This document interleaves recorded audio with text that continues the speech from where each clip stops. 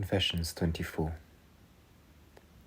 You bless men, O Lord, and bid them to increase and multiply and fill the earth. What are we to understand by this? What mystery do these words contain? You must have intended us to attach a special meaning to them, for you did not give the same blessing to the light which you called day, or to the firmament of heaven, or to the heavenly lights, or to the stars, or the earth, or the sea. If you had not given this blessing to the fish and the whales, commanding them to increase and multiply and fill the waters of the sea, and to the birds as well, that there should be abundance of flying things on earth, I would say that you, our God, who created us in your own image, had willed that it should be a special gift bestowed on man. If I found that the same blessing had been given to trees and plants and the beasts of the earth, I might say that it properly belonged to all species which are reproduced from their own kind. But neither plants and trees nor beasts and reptiles were told to increase and multiply, yet all of these preserve and increase their species by reproduction in the same way as fish and birds and men.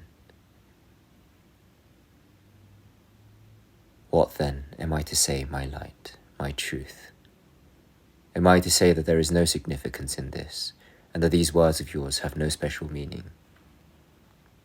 It is unthinkable, O Father of piety, that a servant of your word should say such a thing. If I do not understand what you mean by these words, let my betters put them to better use, that is, those whose intelligence is greater than mine according to the degree of understanding which you give to each. But let my confession too find favor in your sight, O Lord. For I confess that I do not believe that you used these words except for a special purpose, and I shall not hesitate to give the explanation which occurs to me as I read them. My explanation is consistent with the truth, and I see nothing to prevent me from interpreting the words of your scriptures in this figurative sense. I know that a truth which the mind understands in one way only can be materially expressed by many different means, and I also know that there are many different ways in which the mind can understand an idea that is outwardly expressed in one way. Take the single concept of the love of God and our neighbor. How many different symbols are used to give it outward expression? How many different languages have words for it, and in each of them, how many different forms of speech there are by which it can be conveyed? The creatures of the sea increase and multiply in this way. On the other hand, consider the verse, "In the beginning God made heaven and earth."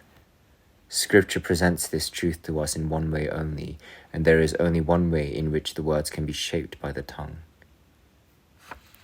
But it may be understood in several different ways, without falsification or error, because various interpretations, all of which are true in themselves, may be put upon it. The offspring of men increase and multiply in this way. We may conclude then that if we think of nature not allegorically but literally, the command to increase and multiply applies to all species which are reproduced from seed.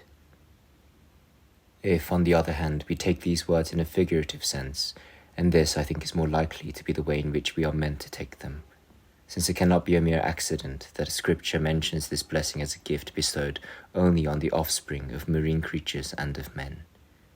If, as I say, we take the words in a figurative sense, we do of course find the process of multiplication at work in many other creatures as well.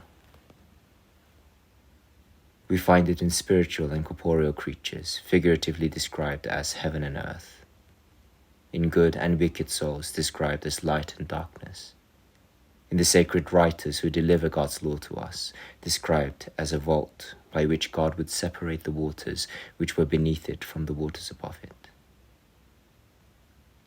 in the community of peoples who are bitter because they have no faith, described as the sea, in the zeal of pious souls, described as the dry land, in works of mercy which help our neighbor in this life, described as grasses that seeded and trees that bore fruit, in spiritual gifts disclosed to us for our profit, described as luminaries in the vault of the sky, and in passions curbed by restraint, described as the living soul. As I said, in all these we find the process of multiplication at work. In all of them we find fertility and increase. But it is only in the case of signs outwardly given that we find increase and multiplication, in the sense that a single truth can be expressed by several different means. And it is only in the case of concepts apprehended by the mind that we find increase and multiplication, in the sense that a single expression can be interpreted in several different ways. I therefore understand the reproduction and multiplication of marine creatures to refer to physical signs and manifestations, of which we have need, because the flesh which envelops us is like a deep sea. And I take the reproduction of humankind to refer to the thoughts which our minds conceive, because reason is fertile and productive. I am convinced that this is what was meant, O Lord, when you commanded man and the creatures of the sea to increase and multiply. I believe that by this blessing you granted us the faculty and the power both to give expression in many different ways to things which we understand in one way only, and to understand in many different ways what we find written obscurely in one way.